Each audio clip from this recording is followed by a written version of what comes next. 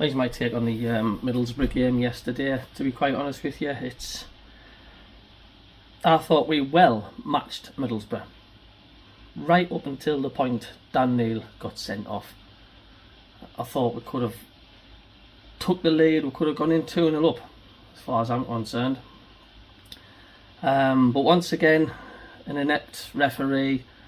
And how many times I was saying that this season, or many seasons at the Stadium of Light, it's like there's a hidden gremlin at the Stadium of Light, and I don't know what it is.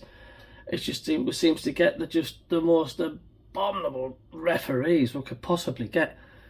And see, are we making a rod for our own back? Are we making excuses? What's the crack here? Like it's just at home. It's just all the pot, isn't it? It's just, I don't know. But when you look at it, when you look at like Dan Neil, right? Yes, he was on a yellow card, and you get done for dissent these days against the referee. But I mean, have a bit of common sense, eh? It's a high-profile game, high-profile match. There's a full house there, 48,000 whatever at the Stadium of Light. It's on Sky. What does the referee do? Sends the player off, completely screws the game for entertainment value. Because the game was gone. I mean, right before half-time. I mean, I sat down watching that game, and I didn't even know what the sending off was for. I just seen all the players getting together, running to the ref with the hands on top of their head, and I was saying, the hell's all that for? What's going on here? I was saying to my mate, what's happening? Is there something happening in the crowd? Well, what's going on? And then we find out Dan Neil's been sent off for dissent. So it's just so frustrating. You look forward to that game. It's a big game, and I was looking forward to the second half.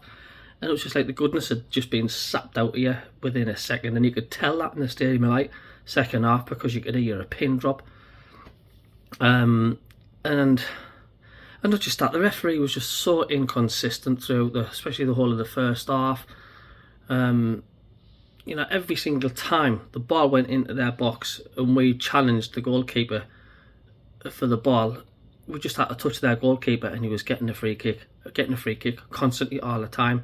Then Bollard went up for the ball. I think he must have brushed his eyelash or something like that. The keeper parried the ball out for the corner, and the keeper fell back into the back of the net. Should have been a corner. Referee once again says free kick, foul on the keeper.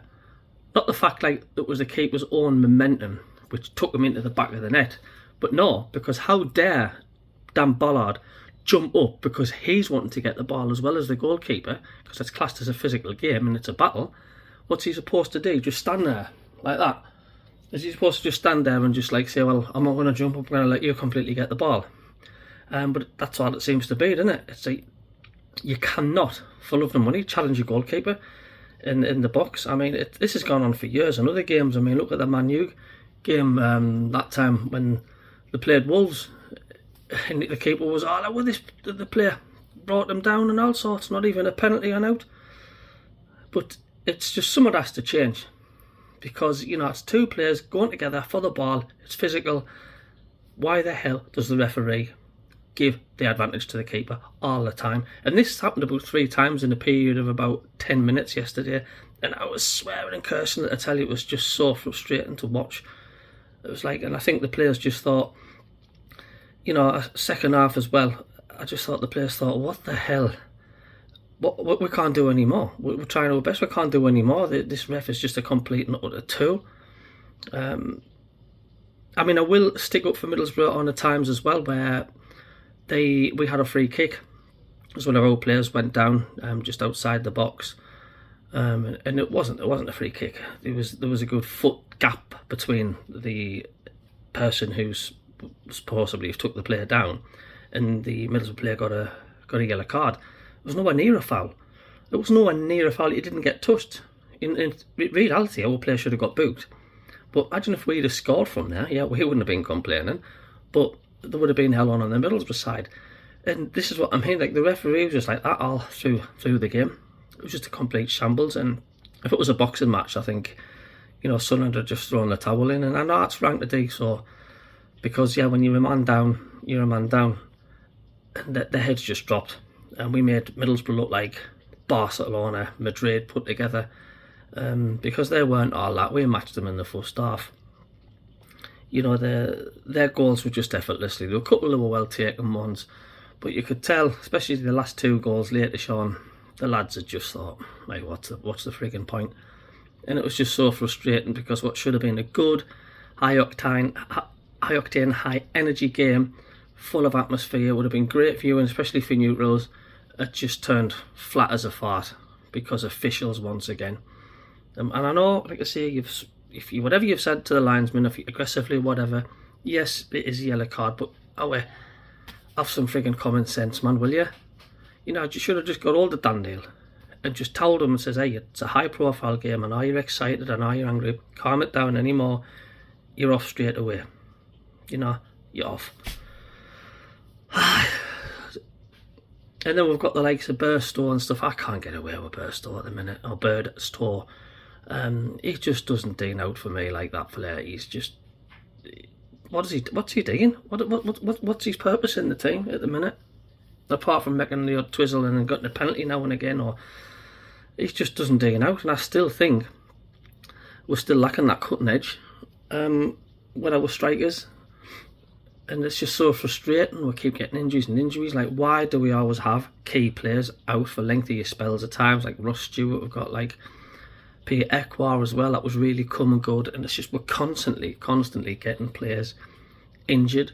And it just seems to take an age for them to come back. We always seem to be missing vital players right through the whole of the season. Sunderland cannot go 2 or 3 weeks having a full squad. There's always a very important player that's out for weeks and weeks. We've got Huggins that went down. I don't know what's the matter with him.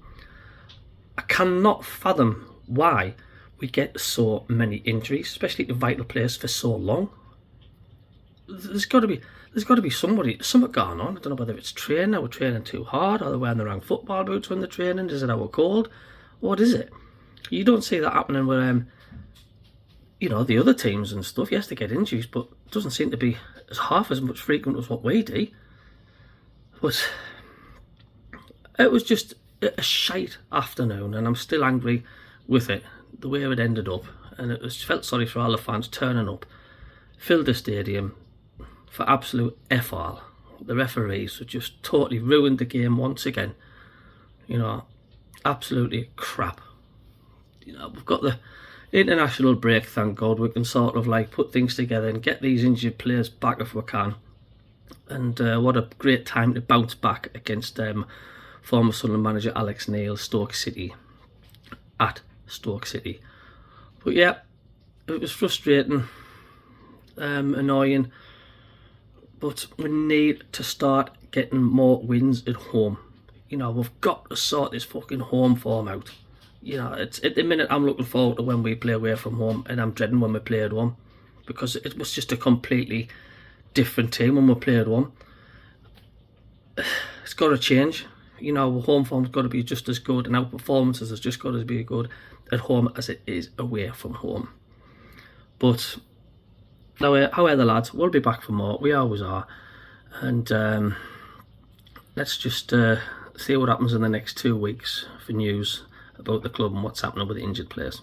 See you later.